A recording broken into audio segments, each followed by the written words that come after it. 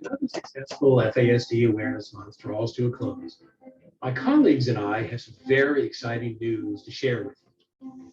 For 31 years, the National Organization on Fetal Alcohol Syndrome, NOFAS, has stood as the lead voice and resource of the FASD community. We were founded as the first national organization dedicated to the prevention of prenatal alcohol exposure and support for individuals and their families living with fetal alcohol syndrome and fetal alcohol effects. Today, we use the updated terminology FASD, or fetal alcohol spectrum disorders, that encompasses the full range of effects and impacts up to 1 in 20 children and adults. Through the years, NOFAS has expanded its mission, effectiveness, and footprints.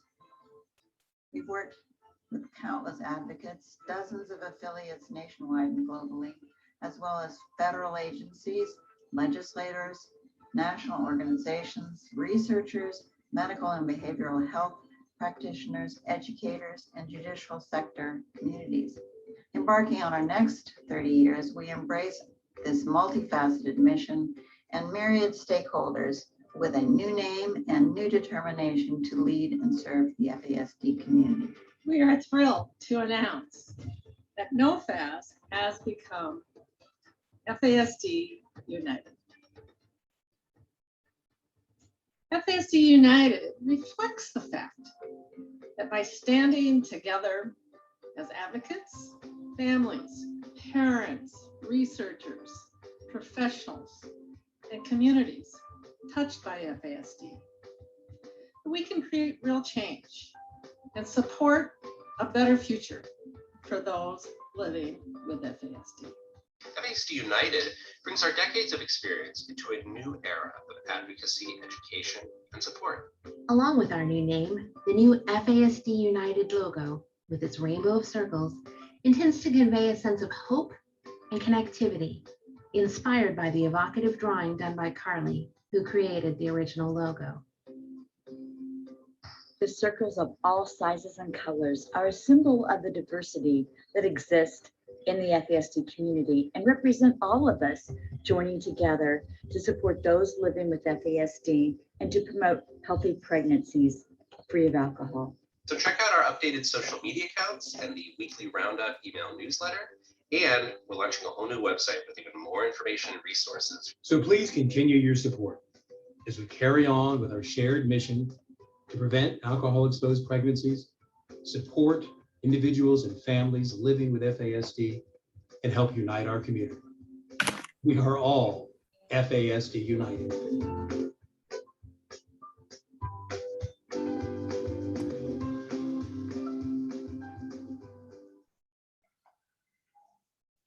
Okay, well, we're just really thrilled. It's not just because we have a new name, new logo, new imagery. It's really, of course, all about what it represents. And the United reference to all of us working together and fighting for the same goals. So this is a long time in the making. And as I've said with our affiliates, it in no way is our organization turning away from NOFAS and the legacy of the last 31 years.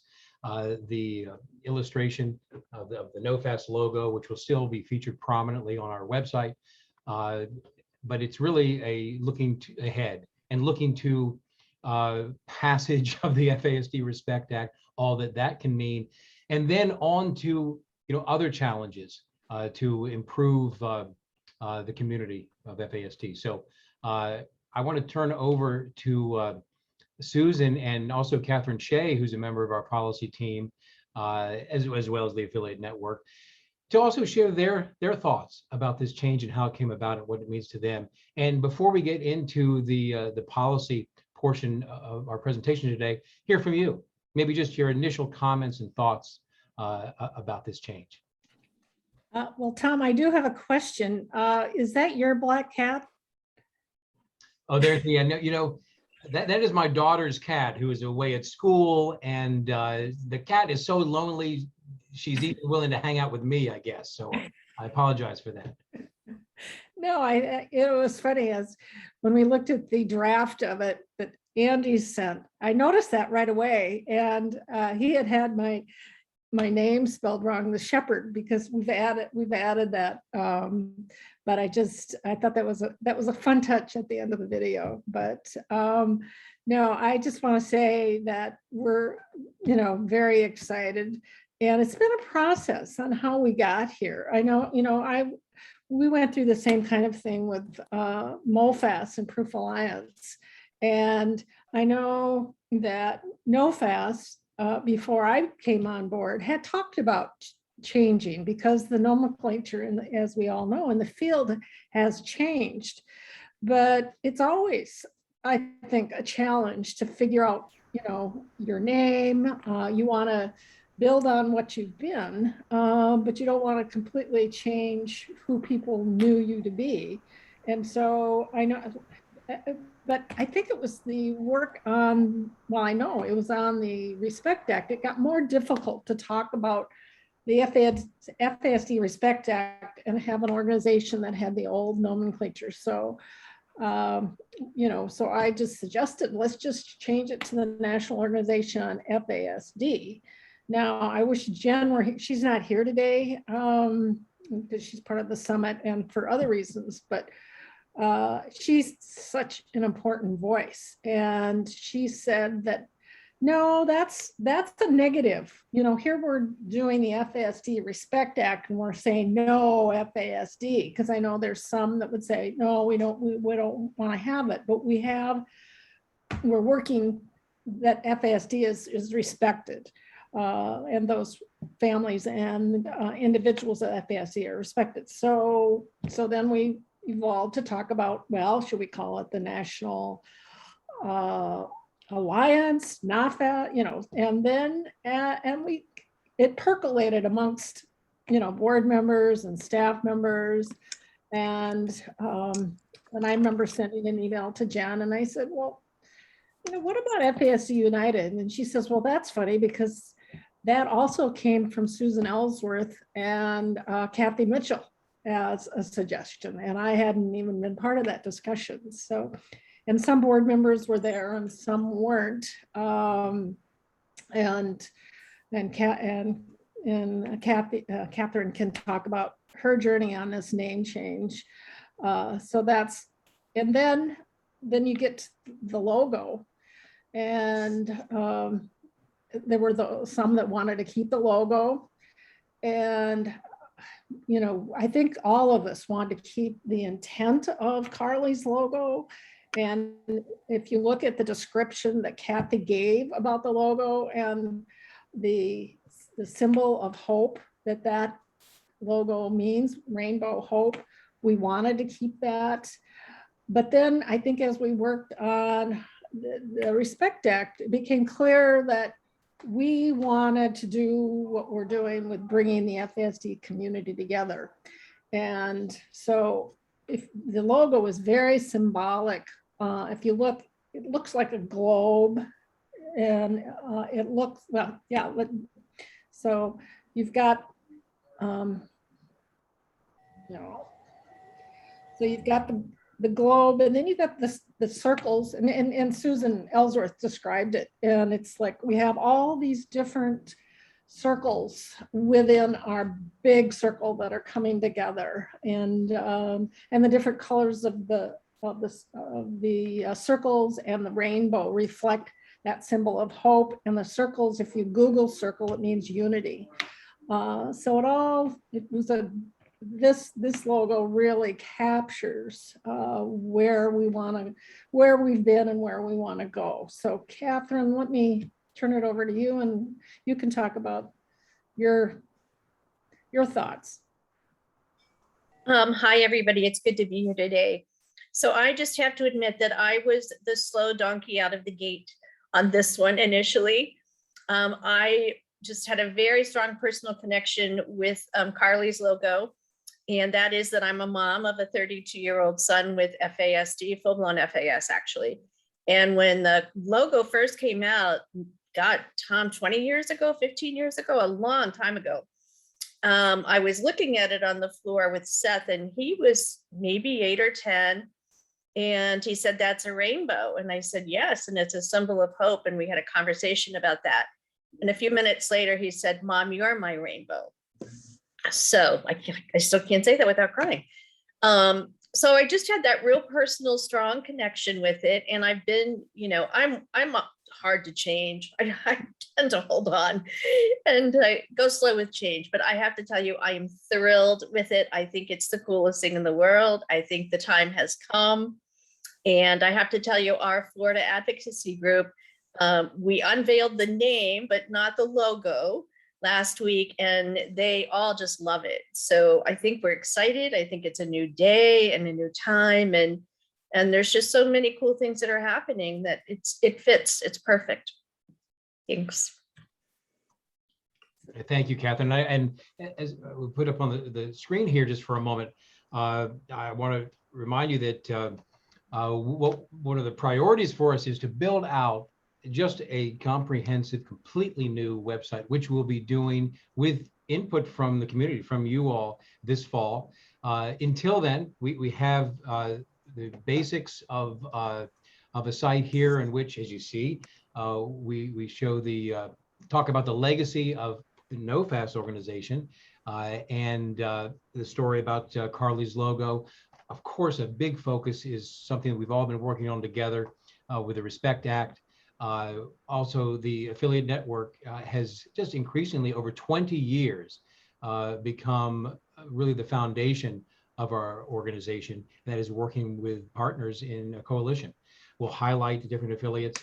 And here you can pass on to others so they can watch the video, maybe where it's a little bit more clear rather than through Zoom here. And you can also, there is a letter, a thoughtful letter, I hope you'll find from NOFAS describing what Susan and Catherine just talked about, how the change came about and what it means to us, and what the previous 31 years have meant to the organization. And we would encourage you to pass on that letter and really use its contents, perhaps sort of as talking points, should you be talking to others in the community about the change, and they may wonder, why we have done this at this point. So thank you. Some nice comments in the chat. We appreciate that very much. I'll go back to Susan. Well, first, let me ask before Susan gets into the content for today, are there any contents that anyone would like to share right now? Any comments?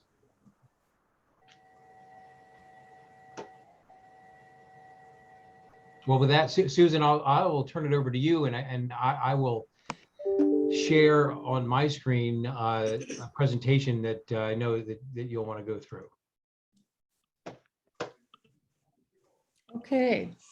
Well, I know we have a smaller group today because a lot of people are at the affiliate summit, but we've got lots of good updates and lots of thanks, and Dexter's in the background. We'll wait for, and I think we're all having, now we're almost to the end of September. We're all kind of exhausted from everything that's been going on. We've had FSD Awareness Month, the summit, the FSD Respect Act, and all the meetings. Let's waiting for,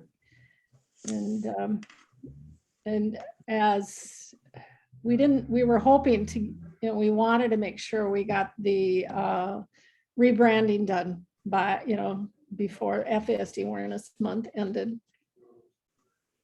So the affiliate update, if Susan were here, she would tell you all about the excellent summit we've had. This morning, we heard from the agencies and from CDC, HRSA, and NIAAA, and they're more than acronyms. And I think it's good for us as advocates to understand what these agencies do, because we a lot of what we're doing with the Respect Act is providing funding to these agencies to give out in grants. And so I think maybe the next one or the next one, we should have those agency folks on.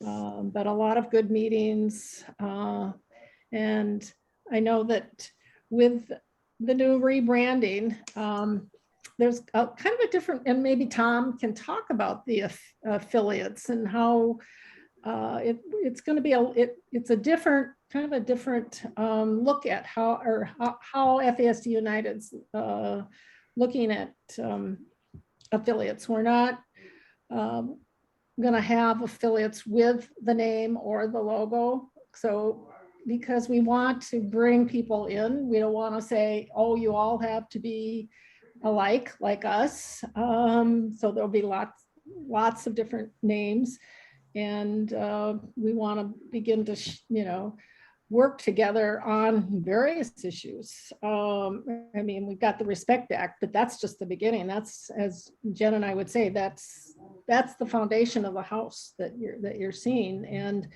as we're learning, as we go through all these meetings, there's a lot of work that we need to do on eligibility categories, IDEA and DD, to name just the most important ones.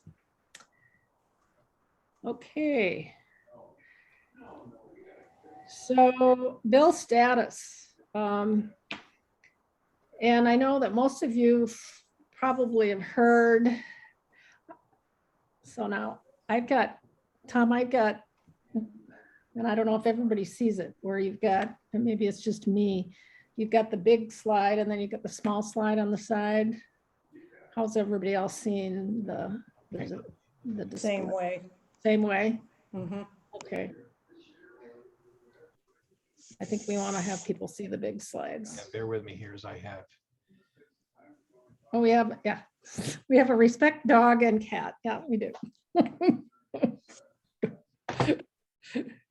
We're going to have time at the end for Q&A, because we're just going to give you the new numbers and talk about some of the meetings. And I tell you, when I talked to Jen last night, I watched her Friday video, and I don't know how if you guys, a lot of you guys watch her, and she just has this personality that is contagious. And I thought, oh, we're going to miss you, Jen. So I was going to have her do a video, but it's hard to, as you can see on Zoom, a lot of these videos are hard to make them sound right. So I said, okay, take the day off from us. All right, bear with me here. Yeah, I know. Jen, see, here we are. Jen usually, I think, does this. Yes, every time I enlarge it, it goes to another screen. So just a moment here. Okay. Let's see. And this is the same screen that we have every month. You need to go to the start slideshow. Start slideshow. Oh, no. Yes, okay. Now every time, as I enlarge it, I have multiple monitors here, and it jumps to another monitor that you can't see. So I need to, just a moment. Let's see. Let's see if we can do this. You could share the screen with Susan. All right, now do you see the blue screen? Yeah. Uh-huh. All right, now if it cooperates and There we go. all right, there we have it. Here we are. Yeah, thanks, Tom. So every month you're going to see this slide, just because it needs to go into our DNA that we are building a national FASD agenda with the Respect Act. And I have to say, with all of our meetings around the country, and there's huge shout outs that I'm gonna do. The advocates are getting this. They are understanding it. And if they know nothing about the bill, they know that the FASD Respect Act has to get passed. And I know when we first started this, Jen and I had discussions about this, and she would ask me questions about, well, what does this bill do? And, and Jen was like the perfect, and I'm glad she's not here, because it was like the perfect person to, and for us to work together, because I'm like the policy wonk, and, and I'll, we've got the name of the act and all of this, and it's really boring. And this needed a social movement. It needed marketing. And that's the piece that she's been able to pull together. And through our discussions, I tried to explain to Jen what we were trying to do with the bill. And I said something about, well, this is the foundation. And she says, well, let's start with a picture of a house so people can understand. You can't, go to the top of the roof and ask for things until you have your foundation. So that's how it got started. And I think for people in policy and for advocates, you got to make it so it's easily understood and easily communicated. So you'll see this every slide. Okay, and then next, the highlights of what the bill does. And we're going to talk about a little more about down the road that we've been had discussions about maybe having to pick and choose what we want out of the FASD Respect Act. And so as we've been meeting around the country, it's like advocates want to be their children, and they want to have this thing lifted off their shoulders so they're understood within our systems of care. So that's going to be up top, front and center. And however that happens with this, with the bill, will remain to be seen. So, but the big thing is the national FASD agenda. Okay, you can go ahead, Tom. Status.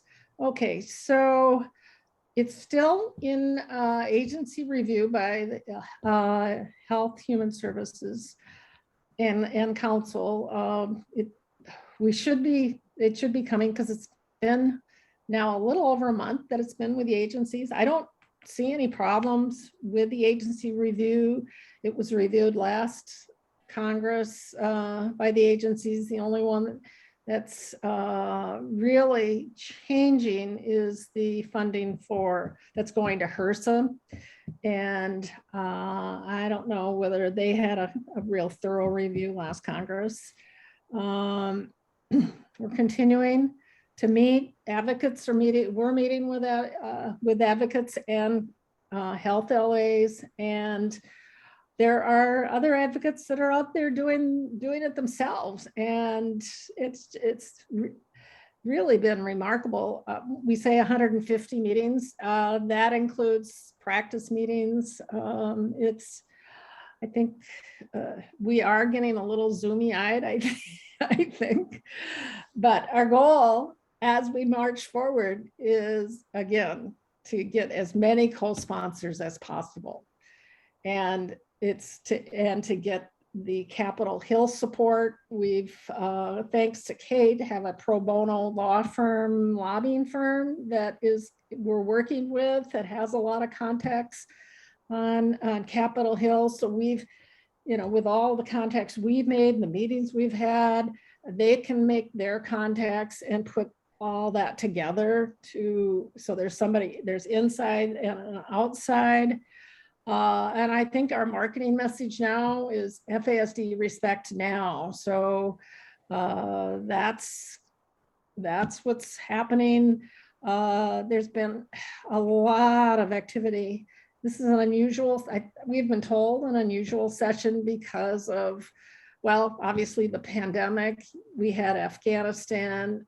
We have the Build Back Better bill, which is the president's bill. And we actually considered how possibly could we get our language in that bill.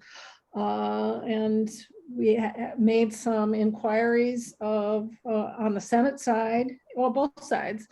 And so there were some thoughts about that, because one of the sections that was health equity in that bill, and maternal health and substance abuse. And as we looked at it, the language, there's a lot of language in that bill regarding maternal health and substance abuse. So there will be if that Build Back Better bill passes, there's going to be a lot of funding for those big policy areas that we'll need to keep our eyes on, and because FASD just fits into those.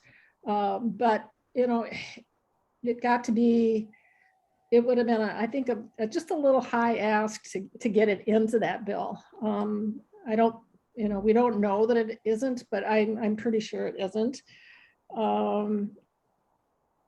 Okay, I think we can.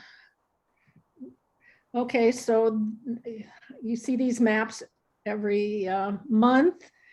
The green is are the meetings that we had with members of Congress and or their staff. And so you see this, the states are filling in. And if you see any gray areas that you know that there's been meetings, let us know, because there are areas that we may not be aware of all the meetings around in the country.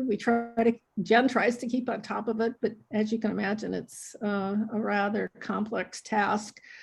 And you can see we've got some more. The blue are sponsors in that state, and we'll talk about that in a minute, but we've added some states,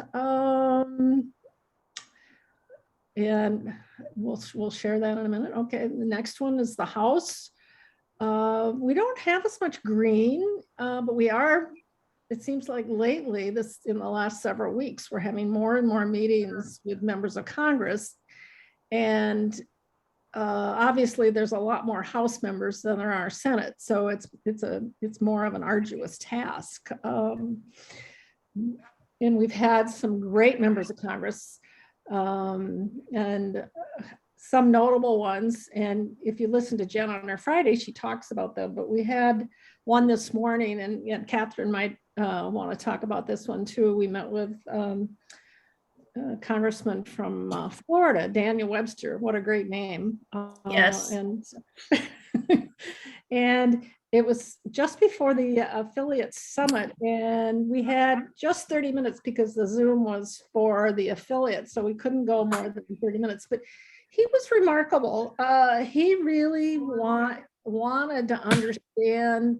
Well, he wanted to understand what the bill did, but he wanted to understand FASD and how it, fit into what we were doing. And I think as we do this, you see that, because it's like, and he had been in public life in the Florida legislature and in Congress, and probably had not been in that. And Catherine, if I'm saying anything out of school or not correct, didn't really want to understand about FASD.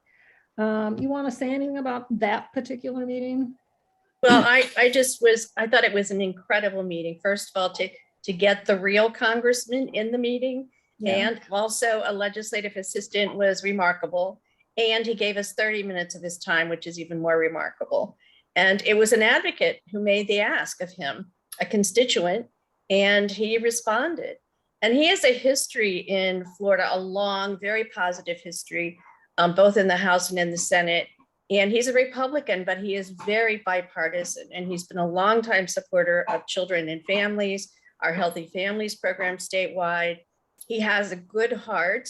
But Susan, I was even amazed at how he was really digging deep. He had great questions. And if we answered a question and he didn't understand it, he came back and said, but what about? So I was just flying when it was over, because I thought it was wonderful, and that we're educating them, and he wanted to be educated and he wants to help. So hopefully we absolutely asked him to co-sponsor the bill and to support it, and we'll stay after him. And I would be very surprised if he didn't after this meeting. It was great. So I'm just looking at the chat. I know that you want to go back, Tom, to the map, because it reminds me of some of the meetings. And I know I see Kathy Page on. We had a meeting in California with Representative Mike Thompson, and I have to say that meeting was probably, and he was there for the whole meeting, and I don't know that it even lasted 30 minutes. He wanted to know what the bill did, but he says, now I have a difficult question and I don't know if you can answer. He says, what do you want? And I said, well, we want you to co-sponsor 4151. And he says, okay, done. And so you probably won't see him when we get down to the co-sponsors list. And it was interesting. He told us that he had written an essay on FAS many years ago and got paid $35 for that essay. And the other thing is that he's chair of the wine caucus. So, I think in this field, we have a lot of perceptions. If they're maybe in the alcohol field, they're going to be not with us. He really was. Now he's not on our list yet of co-sponsors. And I do want to talk about that in a minute. But I do want to give shout outs, and Jen would do this if she were here. Maine, oh my God, with getting Senator Collins. I mean, that's huge, because I think what happens when you get one senator, then other senators that have been other bills, they go on. And also Representative Pingree. And then Connie and the main advocates got and it was referenced in the chat room, the NPR program. And that's the kind of thing that we need to replicate all around the country, because a lot of people listen to the public radio. And then, and I know that I'll start talking about this, and then Kansas. I mean, Kansas and Minnesota are kind of in this rivalry. They have done incredible. And I see Kathy hoteling in North Carolina. And so this has been quite an effort. And if you would have said way back in March, we would be where we are today with all of the meetings, I would say, oh my God, there's no way we're going to be able to do it. So anyway, I know that I shouldn't have started on this list of shouting out, because we'll miss, but you can shout out when we're done and let everybody know what I probably, Jen and I know, but I've missed it. So Tom, if you want to, we'll show the updated sponsors. So we've added, since our last meeting, Susan Collins, as I mentioned, and then shout out to the Hawaii advocates with Senator Brian Schatz from Hawaii. So now we're up. And then here's the latest on current House sponsors. If you're not signed up for congress.gov, you can get updates as to the authors. And it's just kind of exhilarating. In the morning, you'll get an email from them and I'll say, oh my God, we got more sponsors. And actually, these were just this morning that were added from Derek Kilmer from Washington and Susan Wild from Pennsylvania. And we didn't even have meetings with those. So shout outs to those advocates or whoever got those on board. Angie Craig, I'm actually in Lake City, Minnesota right now, which is Angie Craig's district. Had met with her many months ago, and she hadn't gone on as a sponsor yet. And she was very supportive in that meeting. So I shot a quick email, and her staff said, oh, I thought we had done that. And that's why our staff is so busy. And so right away, she sent an email to Representative McCollum's Health LA and got on the bill. And we have a form press release, and I'll have to talk to Jen and see if it's on the website. But I asked if they wanted to have a press release, and so she connected me with the communications director, and they did. And it went out last night, and they tweeted about it. And so you get that, get more awareness and publicity out. So I think Tracy Mann, let's see, since I'm in Kansas, you can correct me if I'm wrong. I think Tracy and Tracy's new, and Shelley from Maine is new, and Sharice Davids from Kansas is new, and then the other ones I talked about. So it's the list is growing, and hopefully it'll be doubled by the next time we talk. So this is just our summary of meetings, and if you look at the last month slide, it's continuing to grow by the numbers of senators, the number of states, number of House members, the number of states. And obviously we'd like to, it's harder because there's so many House members, but 37 out of the number of senators, I think that's terrific. Okay, so observations, oh my God, tenacity of you advocates are incredible. I mean, I can't say enough.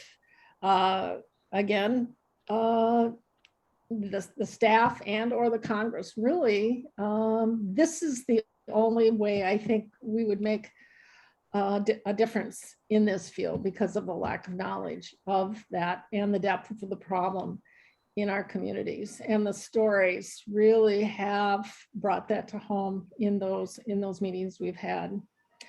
And I think we on the policy team, there's lots of challenges of working with many different folks. You've got the different folks on the Hill, you've got all the different folks around the country of all stripes and colors and politics, but I think we're all united on the same goal, and that's and the one thing we have learned throughout this, that we as FASD United and all of us remain laser focused among all of our complexities. We may not, there's always been a lack of funding for this field, and so we fight over the funding, we fight on lots of different things, but the end result is we all agree on what we want. And this, I think the last piece of it, that there's gonna have to be for this field other legislation, and we've talked about that many times. Okay, so I know as I showed you the maps, you had a lot of green, but not a lot of blue. The green are the ones we've had meetings and have had contacts. And I talked a little bit about that. There's an incredible amount of things that are going on the Hill and back in the districts. And I've noticed in the last month, we've had more meetings with members of Congress. And I think if you haven't done so, I would highly recommend, I know we're at the end of FASD awareness. If you have met with your, congressperson or with their staff, don't feel funny about going back and, just connecting, because they get, as I said, they get a lot of emails. I mean, and that was that prime example of Representative Craig. Melissa from Georgia is just incredible in her follow-up and in providing information, and that, they lose, the emails get kind of down in the chain. So don't feel like you're being a pest, but just be a nice pest. They were not always at the top of their list, and they don't mind being reminded, because we've had a lot of members that we've met with Congress that said they're going to support it, and positive response from their staff. And so we just need to keep being that squeaky wheel. Okay, so now what could happen? Well, we need a crystal ball, and my crystal ball is probably as good as anybody's, which isn't probably very good. we've talked about this before. We're talking timing. As we all know, there are lots of discussions about the Build Back Better bill, the budget. The fiscal year of Congress ends tomorrow, and they're going to have to do something about that and the debt ceiling. So you've got appropriations bills. The Senate hasn't even done theirs yet, and so all that is going on. We've been told, and we haven't heard anything specific, that Senator Collins' Help Committee was going to do hearings on substance abuse and mental health in the fall. So and we've heard from Representative McCollum's staff that the more we get on the bill, the more likely we can get a hearing on the House side. Representative Eshoo has indicated she supports the bill, so I think that would be an easy ask. We've drafted a letter to Representative Pallone, who's the chair of the committee, on the policy committee on the House, and to Representative Eshoo, asking for a hearing. So that could happen. I think the ideal thing, and I think what the field would love to have, is to have a hearing, pass it to the floor of both houses, and sign it into law. Now, I know that the Autism Reauthorization Act, that's what happened in 2019, but that was a simple reauthorization. I don't know, I haven't had a chance to go back and look how that happened when the bill first came through the Congress. Other options, and I've had discussions with Senator Klobuchar's staff, and they're looking at possible what we call another vehicle bill that we could put the FASD respect into, that another subject area, something maybe on mental health, substance abuse, put it into that, or into the appropriation bill, which if they continue to do these continuing resolutions, that could happen.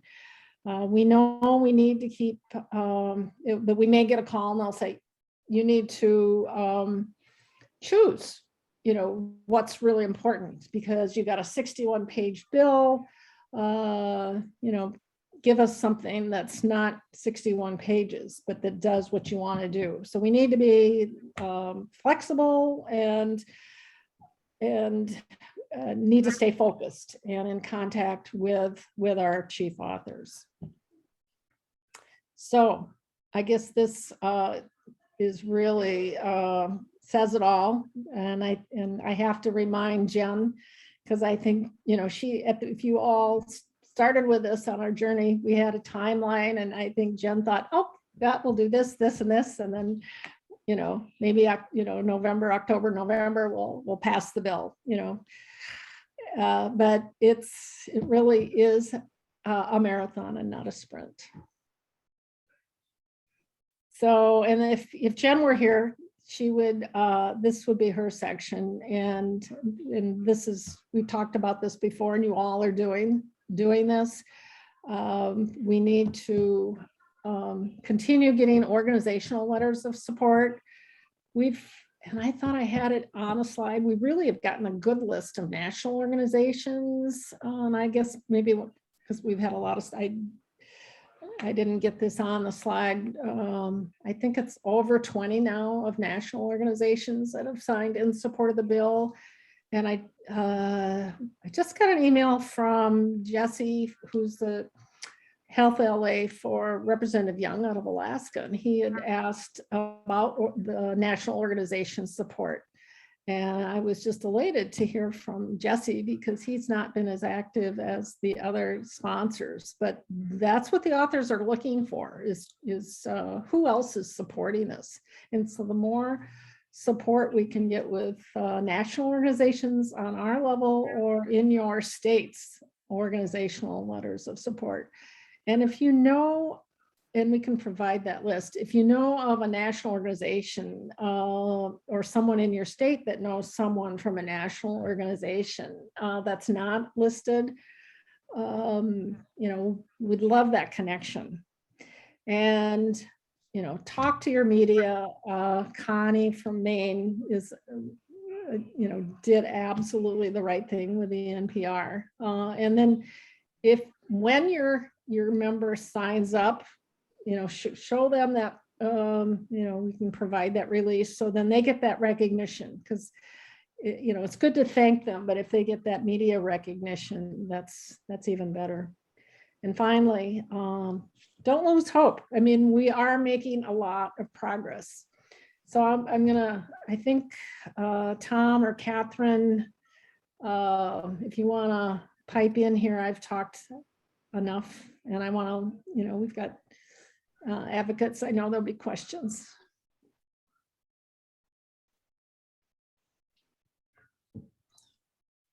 Oh, Susan, thank you. Thank you so much. And yes, indeed, let's open it up. I see we have 10 minutes or so. We can go a bit over if people have thoughts, but as always, the policy team, please jump in at any point. Catherine's here. I think Kate is here.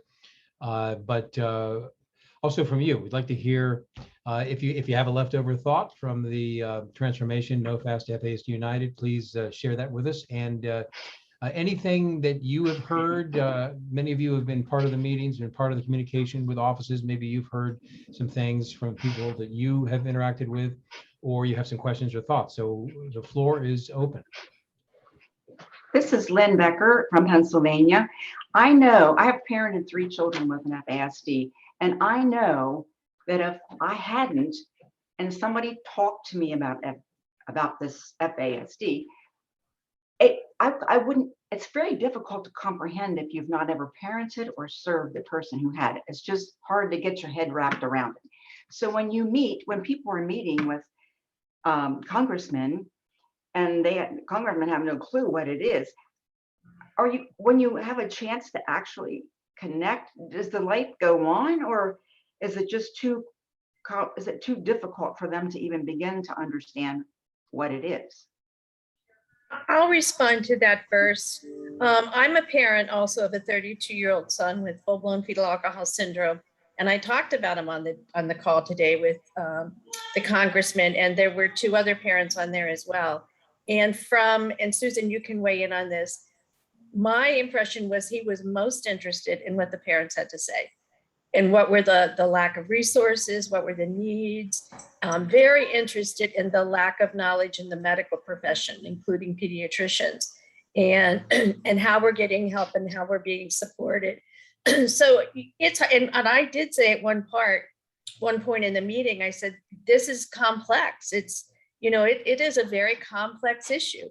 And it's not just autism, and it's not just ADHD, and it's not just ODD, and all the parents were shaking their heads, yes. It's everything. It's all of the above. And, I think they get it to the degree that they can get it. That's why we just have to keep at it. And as Susan said, don't lose hope. Many of us have been on this journey for 30 years or more. You can't lose hope. You can't lose hope because our kids need us. And every kid with FASD and every family with FASD needs us. So losing hope is not an option ever. You just have to keep plugging at it. And the other thing that Susan said is it's a marathon. It's not a sprint, but it is so important to just appreciate every little bit of success that we make. And even getting the bill filed and all of the sponsors to date at this point, in my mind, is a huge success. And on average, I think, Susan, it takes 7 years to get a bill passed. And in Florida, it takes 20. So, we've got to hang in there. I'm so impressed with the advocates. I just am so impressed with the advocates. The advocates are the worker bees. We're down there at the bottom telling our stories and making a tremendous impression. And I've said in the policy committee, this is an effort of top down, bottom up. So the top down is the federal government, the bill, if we can get it passed. I almost said NOFAS. I would have had to pay $1. Oh no, that's not till tomorrow. FASD United. We can help to drive the policy change from the top, but if there are not advocates pushing it up from the bottom, it's not going to happen. And in all my time, and Tom, correct me if I'm wrong here, in all my time in being involved, not directly with FASD United, but knowing about all of the great work that the organization's been doing, I think this is the greatest momentum we've ever had in 30 years. What do you think? Oh, So yeah. if there's a hearing, is that when you can present more education so that they understand? Would there be professionals, who go and talk about what FASD is? Is that what the hearing's for? Absolutely. And our advocates are becoming very well. We also have a state bill for a funding request in, and I did speak at a hearing 2 years ago in Tallahassee, and other parents have done that. And one time I took my son Seth, he didn't speak like he did last week at our dedication, and he upstaged me completely, which was fine. But yes, if you can take your ones that have been affected and you go, it's the most powerful message for the legislators to hear.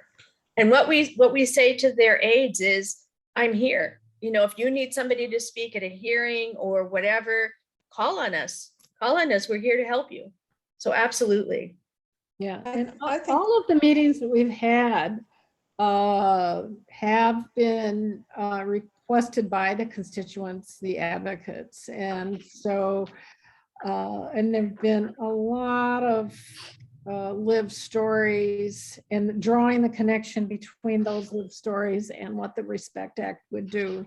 And, you're right. I think a lot of it is, well, I knew a little bit about it, but this could not happen without these meetings. And so we've already made that a congressional hearing. We've also had professionals involved in some of these hearings. I know the one that in North Carolina, we had a whole bunch of North Carolinians. Is that what you call them, Kathy? That's what you call us. That's what you call. And I don't know if you had 50 and we had Phil May, the researcher on the prevalence study. And so it's been a combination.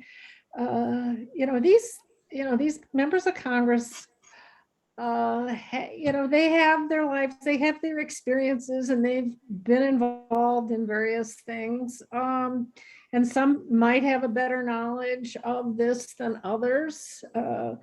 And we originally, if you recall, focused on the members of the committees because that's where, when you have a hearing, they already will have been exposed to the issue through their staffs or themselves. And so that's how you do it. We really want to have that hearing and have that focus.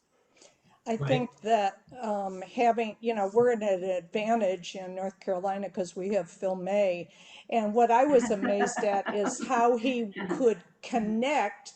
I mean, he grew up here. He lived away for a long time, but he moved back. And how he connected with each of the senators, their staffs, about where he was from. And, I went to school there and I did this. And I mean, it softened it up. But I also think having, in our chats before we actually started the meeting, and then when he followed one of us parents, and it was different ones of us at different meetings, and what he could say professionally, and yes, that's what I've seen, what Kathy said, and then have Susan and Jen come in on how it, what the act would actually do. I think it's been beautifully orchestrated, Susan. I mean, it's a delight to be a part of. Yeah, no, it's really, it's been a team effort. And if you all have just done an incredible job, and we'll, keep you all posted, but there's still work to do. That's the good news. We're still working on Burr. Attila's too, but Burr, what does he have to lose? He's retiring. But but I keep saying we've got Collins, so now we need to get Burr because they're on the help committee. On the help committee. Yeah. Yep. Lynn, your point is so important because haven't we all talked with people about this issue? And you just wish you could upload all the facets and all the nuances and all the experiences so that they can understand it. Because, even when there's a light bulb starts to go on, and it's such a rewarding feeling, understanding that, okay, they're starting to get it, but there's still so much more. And then the other problem that we've seen is that, if they don't hear about it from anyone else, it's easy for them to set it aside or really not do anything. So, Right. I think every time that one of us makes a contact and then we feel comfortable, we start to feel like, all right, we're making some progress there. I think what we need to do is we need to get someone else, find a neighbor, find a constituent, find someone else who's with our organization and say, okay, now I need you to come along and support what I just said and show that it's not just me. And so that we can have these staffers and the members start to hear this in all different places. And I love, you cannot sort of overestimate what I see Natalie here and her podcast, and it was in the chat earlier about the NPR program in Maine. That is so important too, because if you can have a staff person hear it from a constituent and a professional, and then see something in the media about FASD, now it starts to register. So we just have to keep rolling. Anyone else? Comments or questions? Well, we've been having the young adults write letters, and of course, they're disappointed when they don't get a response back. But I still think it's worth it, even if they don't, or they get a form letter back. It's still, the message is still getting there. But we have, like you say, we have to go at it from all different angles. Hi, this is Annette in California, and I just want to also mention that one thing that we've been doing, and I know just we all have been full plates, but the other thing not to forget, and some of your states are much further along than we are, certainly in California, but also work with your local representatives, your state and assembly members within the state to start building the case for FASD policy and plan. That's the fact that there is the FASD Respect Act out there means a lot to them, and they like hearing that there's the potential for funding from the federal legislature. So just something else to keep in mind. Yeah, and thank you, Annette, for that, because it was, I think, one of the meetings we had with you and a congressman, they mentioned there was, the state of California was getting $28 billion or something. And yeah, it was with the representative, the legislative analyst for Ted Lieu said California is getting $26 billion. It's coming into the state with no strings attached. And so the FASD Respect Act would be kind of the structure that would allow them to really infuse FASD into their existing systems. And maybe, Annette, I know we're over, but LA County is, if you want to just talk a minute about, I think that's exciting what LA County is doing. It is, yeah, I was thrilled. I wish I could say I had a real prominent role in this. Maybe we have in an indirect way, but on September 15th, the Board of Supervisors of LA County, now bear in mind, the Board of Supervisors basically run the county, and LA County has 10 million people. That's 25% of California's population in LA County. So there's 5 Board of Supervisors, and they unanimously declared September FASD Awareness Month in LA County. Further, they directed the heads of basically all the child welfare agencies. So the Department of Mental Health, the Department of Child and Family, DCFS, Child and Family Services, their substance abuse providers, public health, et cetera, to work together to investigate and to work on strengthening their prevention, detection, and services. And so they are also supposed to be looking at staffing, but they are going to be providing training to all their pediatric staff that are involved with the child welfare system and the other systems in California. And they're supposed to report back on an implementation plan in 4 months. So it's really an exciting step forward at the county level. And I know that there's some work being done in some other smaller counties around the state, but for, LA County, take a real leadership position here. Yeah, that's fabulous. And we can maybe we'll be able to learn from them too. Yes, absolutely. Kate, Hi, I just wanted to add in a comment here. One of the best lobbyists very often are either state and local representatives to the members of the House and Senate, but it's also members to members. So if you have some strong ties down in the Los Angeles area, there are lots and lots of congressional House and Senate members. Well, the 2 senators, but there are a lot of House members from California.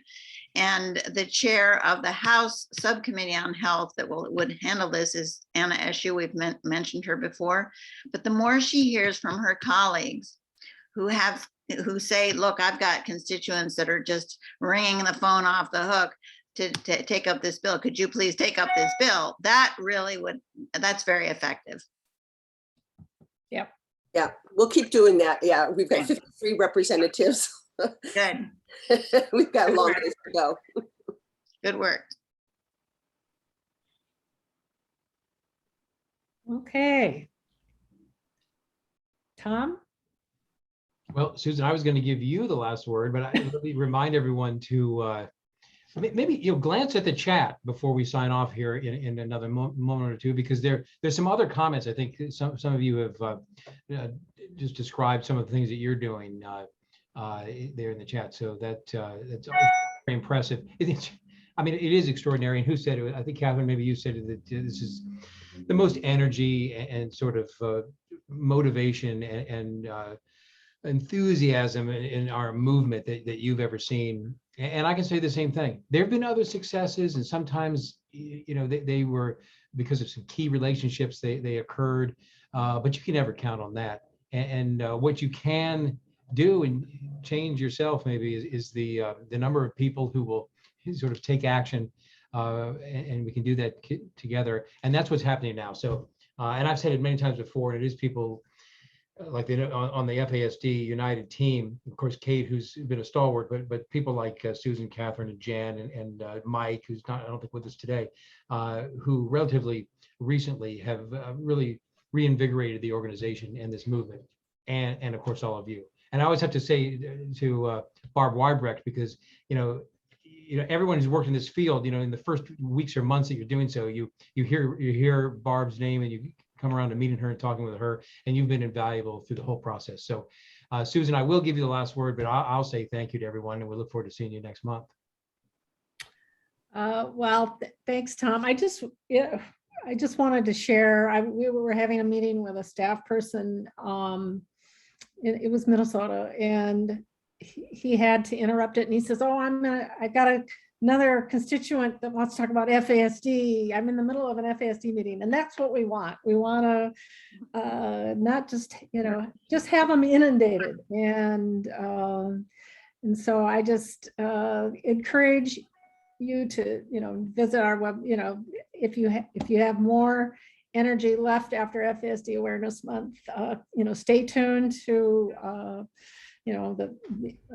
going on the FSD, NOFAS, the FSD United Champions website. We're up to 315 now. Who would think? And we'll just keep you posted. We'll be here next month. And we'll have lots more authors, hopefully. And more information. So keep up the good work. Thank you all. Thank you, everyone. Thank you.